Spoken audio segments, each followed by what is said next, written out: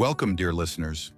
Today I bring you a story, not just of kings and crowns, but of courage, kindness, and a boy who changed history forever. Let's begin. Long ago, in a forgotten corner of the world, there was a small kingdom called Thaamir.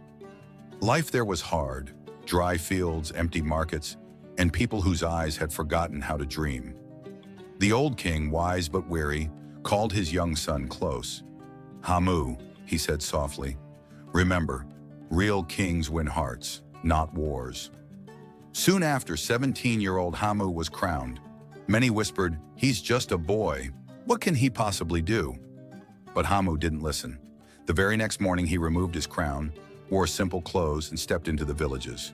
He walked barefoot across the dusty roads, sat with farmers, listened to mothers, played with children.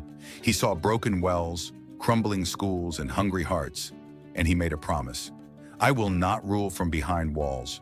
I will build side by side with my people." Hamoo opened schools, planted new crops, fixed wells. Slowly, Thaamir came back to life. Green fields, busy markets, and laughter under the sun. But change brings envy.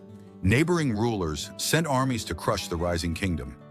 Yet when they arrived, they found not soldiers, but farmers, teachers, and children, all standing shoulder to shoulder behind their young king. Without a single sword raised, the enemies turned back. Years later, when Hamoo grew old, he would sit by the fire and say, "Strength is not in the sword. Real strength is in the love of your people." And even today, in the quiet winds of Thaamir, the story of King Hamoo lives on.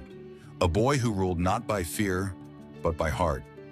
If you enjoyed this story, don't forget to subscribe to our Vashtaam channel. Many more inspiring journeys are waiting for you. Until next time, stay inspired.